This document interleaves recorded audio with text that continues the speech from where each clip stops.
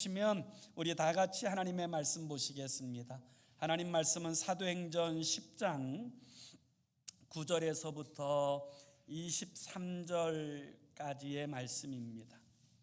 사도행전 10장 9절에서 23절까지. 우리 다 찾으셔서 함께 같이 읽습니다. 시작. 이튿날 그들이 길을 가다가 그 성에 가까이 갔을 그때에 베드로가 기도하려고 지붕에 올라가니 그 시각은 제6시더라. 그가 시장하여 먹고자 하매 사람들이 준비할 때에 황홀한 중에 하늘이 열리며 한 그릇이 내려오는 것을 보니 큰 보자기 같고 내 귀를 메어 땅에 드리웠더라. 그 안에는 땅에 있는 각종 네 발 가진 짐승과 기는 것과 공중에 나는 것들이 있더라. 또 소리가 있으되 베드로야 일어나 잡아먹으라 하거늘 베드로가 이르되 주여 그럴 수 없나이다. 속되고 깨끗하지 아니한 것을 내가 결코 먹지 아니하였나이다 한데 또 두 번째 소리가 있으되 하나님께서 깨끗하게 하신 것을 내가 속되다 하지 말라 하더라. 이런 일이 3번 있은 후 그 그릇이 곧 하늘로 올려져 가니라. 베드로가 본 바 환상이 무슨 뜻인지 속으로 의아해 하더니 마침 고넬료가 보낸 사람들이 시몬의 집을 찾아 문 밖에 서서 불러 묻되 베드로라 하는 시몬이 여기 유숙하느냐 하거늘 베드로가 그 환상에 대하여 생각할 때에 성령께서 그에게 말씀하시되 두 사람이 너를 찾으니 일어나 내려가 의심하지 말고 함께 가라. 내가 그들을 보내었느니라 하시니 베드로가 내려가 그 사람들을 보고 이르되 내가 곧 너희가 찾는 사람인데 너희가 무슨 일로 왔느냐? 그들이 대답하되 백부장 고넬료는 의인이요 하나님을 경외하는 사람이라. 유다 온 족속이 칭찬하더니 그가 거룩한 천사의 지시를 받아 당신을 그 집으로 청하여 말을 들으려 하느니라 한데 베드로가 불러들여 유숙하게 하니라. 이튿날 일어나 그들과 함께 갈새 요바에서 온 어떤 형제들도 함께 가니라. 아멘. 오늘 말씀을 함께 준비하면서 이 말씀의 본문을 묵상하다가 제일 먼저 떠올랐던 영화 제목 하나가 있었습니다. 그 영화 제목이 바로 오만과 편견이라고 하는 영화 제목이에요.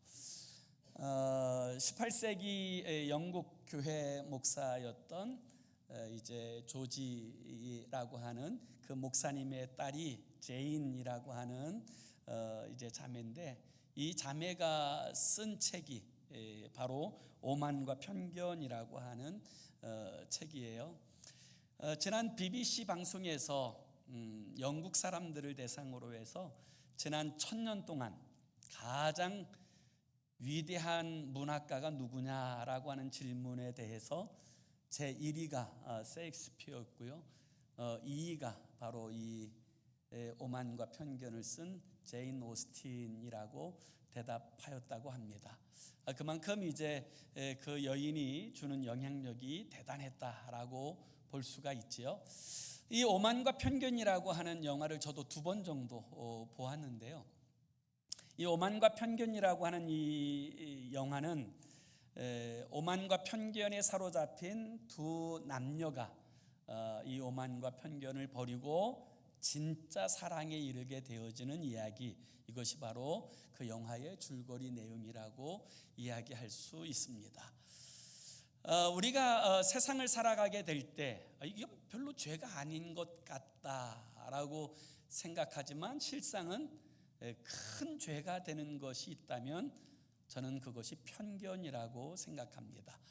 사실 성경은 이 편견이 죄라는 사실을 명확하게 말씀하고 있음에도 불구하고 많은 사람들은 이 편견을 죄로 여기지 않고 그리고 가볍게 여기게 되어지는 것을 보게 됩니다. 그러나 사실 이 편견이라고 하는 이 사실은 우리의 일상적 삶에 지대한 영향을 끼칠 뿐만 아니라 어느 한 정치학가는 이렇게 표현했어요. 이 세상에서 편견만 사라져도 이 세상의 90% 이상의 문제는 즉각적으로 해결될 것이다 라고 표현할 만큼 사회적으로 정치적으로 이 편견이라고 하는 이 시각이 우리에게 끼치는 해악이 얼마나 큰지를 알 수가 있게 되어지는 것이지요. 우리 미국에 사시는 분들에게 있어서는 한국 사람으로 충격적인 사건이 있다면 1992년에 있었던 LA 폭동 사건이라고 이야기할 수 있을 것입니다. LA 폭동 사건으로 그 당시에 정말 불타고 무너진 빌딩만 5,200개가 넘고 그리고 이제 2,383명이 부상을 당했고 54명이 죽었어요. 그런데 이 폭동이 일어나게 되어진 원인, 그 배경을 살펴보면 미국의 그 백인 경찰들이 흑인을 경찰봉으로 때리는 그 모습을 어떤 분이 촬영을 해서 방송국에 보내었는데 그것이 방송되고 난 후에 흑인들이 길거리로 쏟아져 나오기 시작했습니다. 그리고 나서 이제 걷잡을 수 없는 방화와 약탈 그리고 살인이 벌어지게 되었죠. 아이러니하게도 백인 경찰 혹은 백인을 상대로 해서 이런 범죄의 사건이 일어나지 않고 오히려 대상이 되어진 것은 아무 상관없는 한인들이었습니다. 그들은 코리안타운에 몰려가서 방화하고 약탈하고 사람을 죽였어요. 그리고 가장 큰 피해를 본 이제 한국 사람들은 또 이 문제에 직면하게 될 때 자기 나름대로 그 문제를 해결하기 위해서 고군분투하였던 그 영상을 보면서 저도 너무너무 분노가 일어나더라고요. 그런데 그 영상에 관한 이제 후에 다큐멘터리로 제작하여서 보여준 영상 한 편이 있는데 그 영상에서 하는 그 표현이 저에게 굉장한 큰 충격을 주었어요. 왜 흑인들은 백인들을 대상으로 하지 않고 한인들을 대상으로 해서 그와 같은 일들을 행하였느냐라고 하는 그 원인들을 분석하는 내용 가운데 보니까 첫 번째는 이 백인들의 사는 이제 주로 많이 사는 동네가 그곳에선 좀 멀었고 또 그리고 그들은 오히려 공포의 대상처럼 여겨졌을 것이라고 이야기합니다.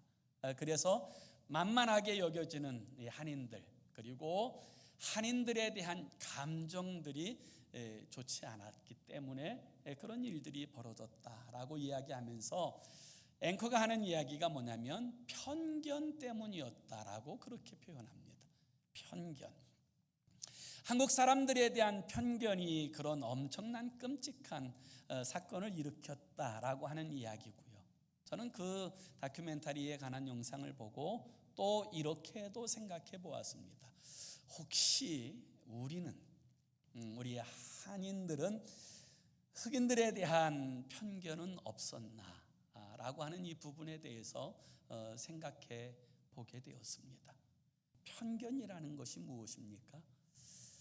웹스터 사전에 보니까 이 편견이라는 말을 짧게 이렇게 써놨더라고요. 미리 정해진 판단. 어떤 사건을 경험해 보고 나서 이제 그것에 대한 진실 여부를 규명하는 것이 아니라 미리 판단해 버리고 나서 그 사건을 보게 되어지는 거죠. 그래서 미리 정해진 판단, 이것이 바로 편견이라고 이야기하는 것입니다.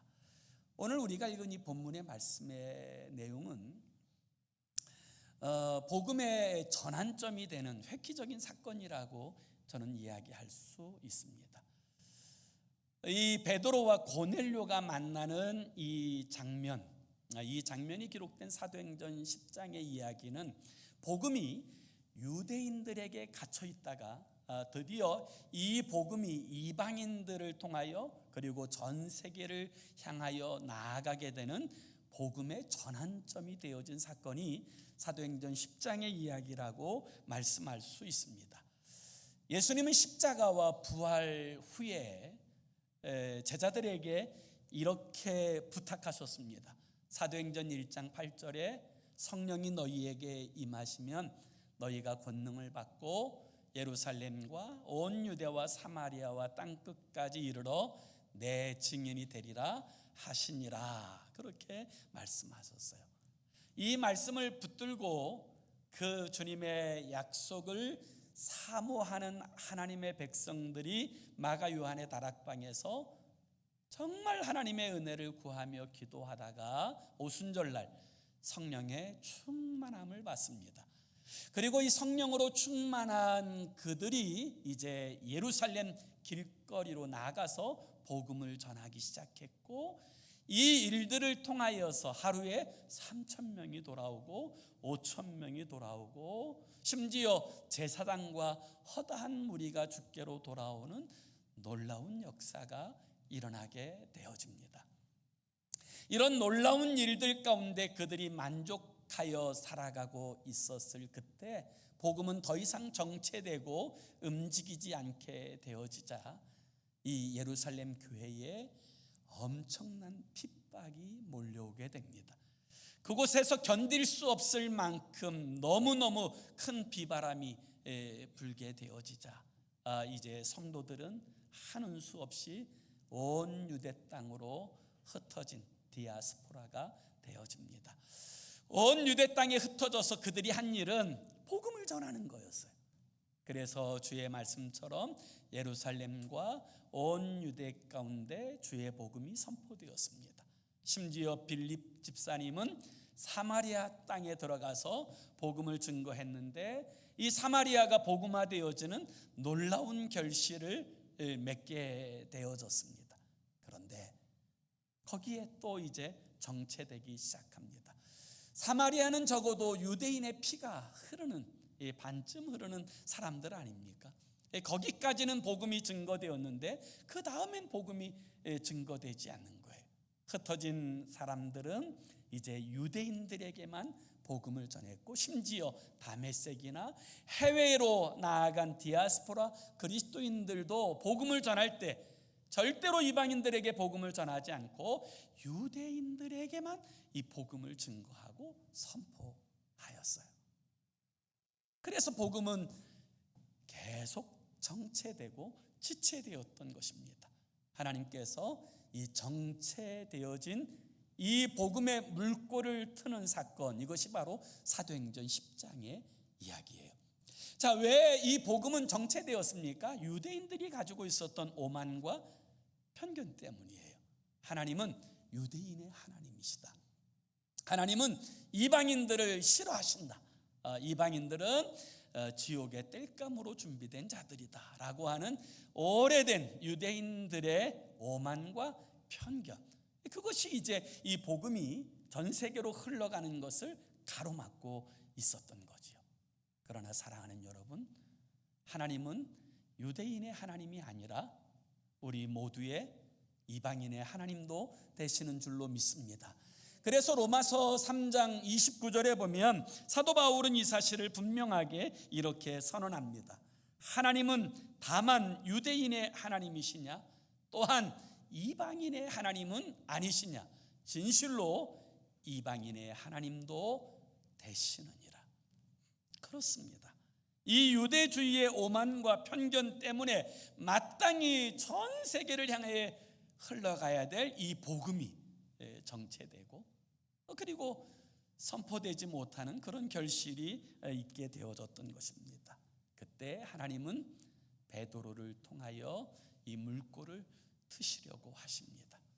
고넬료를 찾아가셔서 하나님께서 베드로를 초청하여 주의 말씀을 들으라고 그렇게 하나님께서 준비하셨고, 또 베드로도 무두장이 시몬의 집에 있을 때 정오 12시쯤 되어 기도하러 지붕에 올라갔는데 그곳에서 이제 기도하던 중에 환상을 보게 되어집니다.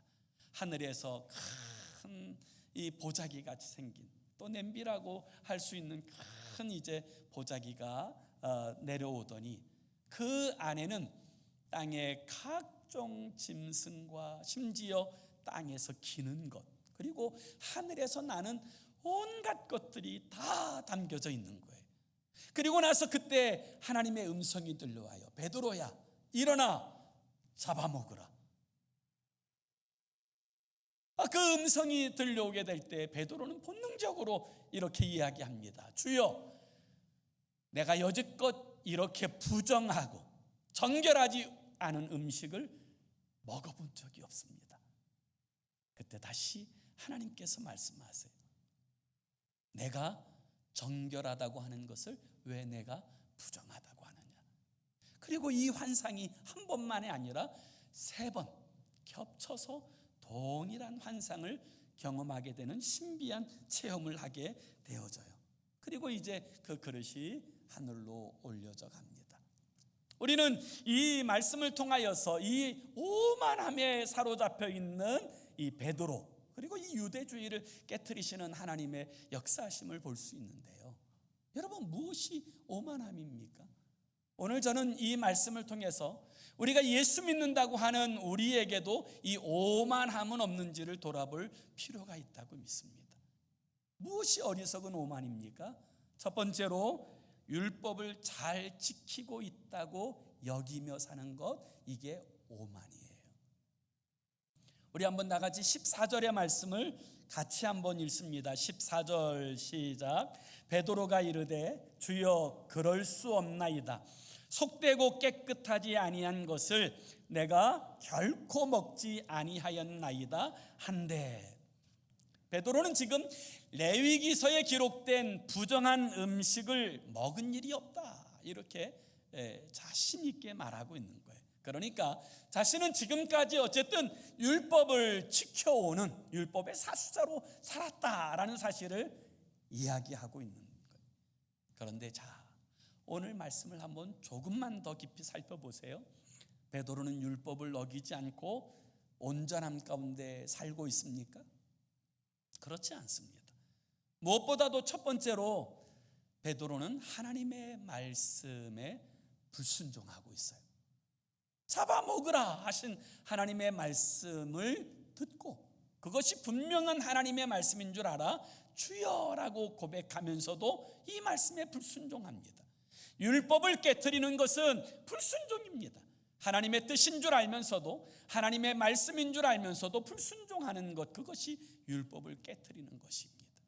그럴 뿐만 아니라 지금 베드로는 어디에 있습니까?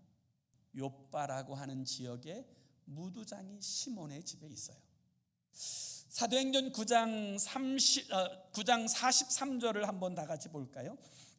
43절에 보면 베드로가 욥바에 여러 날 있어 시몬이라 하는 무두장이의 집에서 머무니라, 이렇게 말씀하고 있어요. 자, 여기 무두장이는 어떤 사람이냐? 무두장이는 바로 옛날 우리나라에서도 천하게 여겼던 갑바치, 백정, 그와 같은 사람이에요. 이 무두장이라는 사람은 어떤 일을 하냐면 짐승의 사체를 다루고 그 가죽으로서 작업을 하는 사람을 무두장이라고 이야기해요. 그런데 구약의 율법, 레위기서에 나오는 율법에 의하면 죽은 짐승의 사체를 만지면 부정합니다. 그리고 이 부정한 사람과 접촉하는 사람도 동시에 부정한 자가 되어지는 거예요. 그런데 지금 이 베드로가 어디에 있어요? 무두장이 시몬의 집에, 부정한 곳에, 부정한 곳을 접촉하여 살아가면서 하나님, 나는 율법에 의해서 깨끗합니다, 청결합니다라고 하는 이 거짓된 믿음 가운데 있는 것을 보게 되는 거예요. 오늘 우리도 우리의 신앙적 모습 가운데 스스로를 온전한 사람처럼 여기며 살아가려고 하는 어리석은 오만을 버려야 합니다. 그래야 복음이 우리를 통하여서 세상 가운데 흘러갈 수 있게 되어지기 때문입니다. 그럴 뿐만 아니라 여러분, 이 어리석은 오만의 두 번째 모습은 옳고 그름을 판단하는 자로 스스로 아는 오만이에요. 자신이 옳고 그름을 판단하는 자처럼 여기며 살아가는 것, 이게 오만이라는 거예요. 우리 15절도 같이 읽습니다. 15절 시작. 또 두 번째 소리가 있으되 하나님께서 깨끗하게 하신 것을 내가 속되다 하지 말라 하더라. 베드로가 하나님께서 먹으라 하신 것을 하나님, 그건 정결하지 않아서 옳지 않은 까닭에 못 먹겠다고 거절합니다. 그때 하나님이 이렇게 말씀하세요. 15절에 하나님께서 깨끗하게 하신 것을 내가 속되다 하지 말라. 하나님께서 깨끗하다 하신 것을 내가 속되다 하지 말라. 저는 이 표현을 제 개인적 표현으로 이야기하면 이렇게 해석될 수 있다고 생각해요. 먹으라면 먹어. 그것이 정결한지 부정한 것인지 네가 판단하냐? 내가 판단하는 거지. 여러분, 때로 우리가 판단의 기준점이 나 자신일 때가 너무 많아요. 하나님의 말씀, 하나님의 명령이 우리의 판단의 기준점이어야 됨에도 불구하고 마치 내 경험이, 내 삶이 판단의 기준점인 것처럼 그렇게 쉽게 판단하고 또 사람을 쉽게 정죄하는 그와 같은 것이 어리석은 오만의 모습이라고 이야기할 수 있다는 것이고요. 세 번째는 자기 생각을 하나님의 뜻으로 여기는 오만이라고 이야기할 수 있어요. 자기 생각을 하나님의 뜻이라고 여기는 거예요. 유대인들이 가지고 왔던 그 관습, 그것을 가지고 그것이 하나님의 뜻이다라고 여기는 것, 이것이 바로 오만이라고 이야기할 수 있는 것입니다. 예수 그리스도의 십자가의 사건으로 주님께서는 모든 것을 완성하셨고 율법을 이루셨습니다. 그리고 더 이상 이제는 이 정결의식에 매여 살아가는 인생이 아니라 하나님께서 주신 이 복음 안에서 모든 사람들이 주께로 돌아오게 하시는 하나님의 은혜를 베풀어 주셨음에도 불구하고 여전히 오래된 관습에 매여서 그리스도 예수의 십자가의 복음을 가로막고 있는 것, 이것이 바로 오만이라는 거예요. 오늘 우리는 그런 삶이 없습니까? 우리의 삶의 자리에는 그런 일들이 없습니까? 제가 어렸을 때 아마 요즘 이제 세대의 사람들에게는 별로 이렇게 와닿지 않을 텐데, 제가 어렸을 때는 하여튼 그 빨간 볼펜으로 이름을 쓰면 죽는다고, 큰일 난다고 그렇게 말씀하셨던 걸 많이 들었어요. 그래서 이게 뭐 빨간 볼펜으로 이름을 썼다가는 뭐 큰일 날 것 같아서 빨간 볼펜으로 이름을 써본 적이 없어요.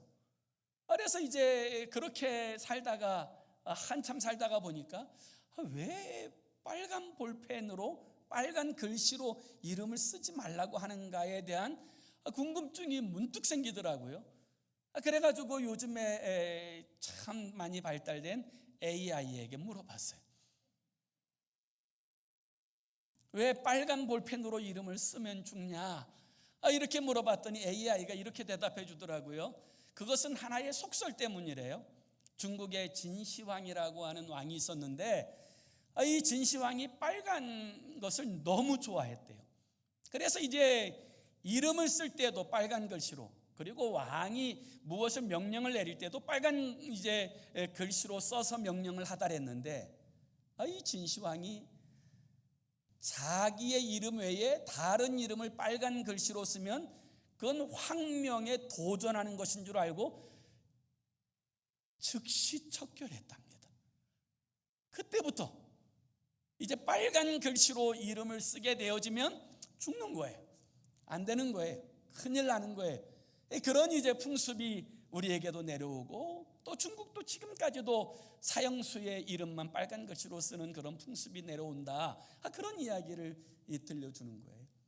오늘 우리도 알지 못하는 사이에 우리가 가지고 있는 관습 때문에 여러분 어리석은 삶의 자리에 행하고 있는 일들이 얼마나 많은지 몰라요. 여러분, 오늘 베드로가 본 환상 가운데 그 그릇에 담겨져 있는 그 수많은 종류의 짐승들, 심지어 막 기어다니는 것들, 그리고 날아다니는 것은 무엇을 의미하는 것입니까? 온 세계 모든 민족을 이야기하는 거예요. 온 세계 모든 민족을 하나님은 그리스도의 거룩한 보배로운 피로 거룩하게 하시는 거예요. 그게 하나님의 뜻이에요. 그런데 유대인의 관습을 가지고 하나님의 그 거룩한 뜻을 가로막고 하나님 안 됩니다, 그와 같이 행하는 것 자체가 오만이라는 거예요. 하나님께서는 이방인에 대한 베드로와의 오만과 편견을 깨트리시고 이 일들을 통하여서 이제부터 이 복음이 이방인들에게 그리고 전 세계 가운데 흘러가도록 하나님께서 환상으로 그에게 말씀하시고 역사하시는 이야기, 이것이 바로 오늘 우리가 읽은 이 본문의 말씀의 내용인 거지요. 사랑하는 성도 여러분, 예수님은 아무에게도 편견을 갖지 않으셨어요. 심지어 그 당시에 사람들이 죄인이라고 손가락질하고 비난하고 정죄하는 세리의 친구가 되었고, 창기들을 긍휼히 여겼고, 만나기만 하면 소리치고 돌을 던지는 나병 환자를 직접 만지시고 고치셨어요. 심지어 가난한 자와 아픈 자들의 이웃이 되어서 그들을 다 돌아보신 것, 그것이 바로 주님의 모습이에요. 그런데 그리스도 예수의 사람들이 편견에 사로잡혀서 이 주님의 은혜의 복음이 흘러가지 못하도록 막고 있는 것은 참으로 어리석은 죄악이라고 이야기할 수 있게 되어지는 거예요. 사랑하는 성도 여러분, 그리스도인들은 저는 넓은 세계관을 가지고 있어야 된다고 믿습니다. 그리스도인들은 자기의 마음의 벽을 세우는 사람들이 아니에요. 오히려 마음에 있는 벽을 다 헐어버리고 세계를 품을 수 있는 사람이 진짜 그리스도인이에요. 민족의 한계를 넘어서, 종족의 한계를 넘어서 세계를 품을 수 있는, 그것이 그리스도 예수의 사람이어야 되는 거예요. 예수 믿는데 속이 점점 더 좁아진다, 그건 잘못 믿는 거예요. 예수 믿게 되면 정말 그 폭이 넓어지고 거룩한 세계관을 넓히며 살아가는 것, 이것이 그리스도 예수의 사람들의 삶의 모습이에요.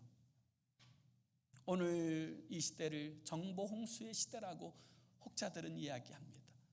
정말 정보들은 많은데요, 그러나 모든 정보들이 다 여러분 이제 올바른 것은 절대로 아니에요.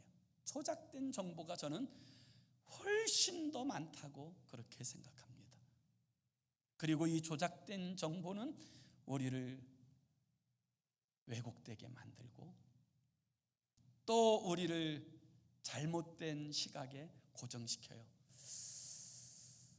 저는 이왕이면 이제 잘 사용하지 않으려고 하는데, 가끔마다 이제 유튜브를 이제 보면 어떻게 얼마나 똑똑한지 거기에 비슷한 알고리즘을 계속 올려주는 것을 경험하게 되면서 제가 이런 생각을 해요.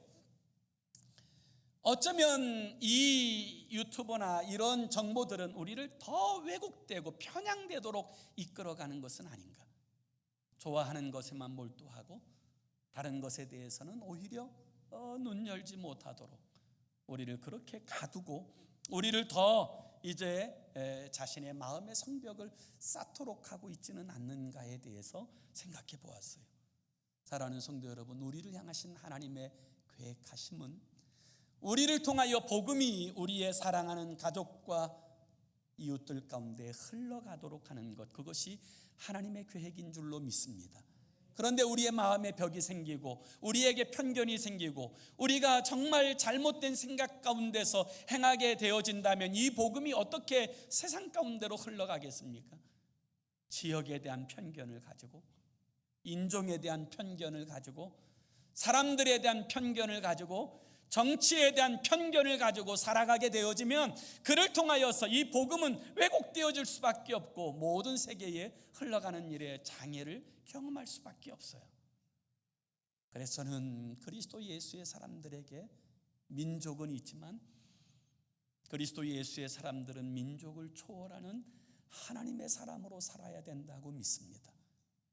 하나님께서 아브라함을 부르실 때 아브라함에게 하신 말씀은 너를 통하여 모든 민족과 족속이 복을 받을 것이다 였습니다.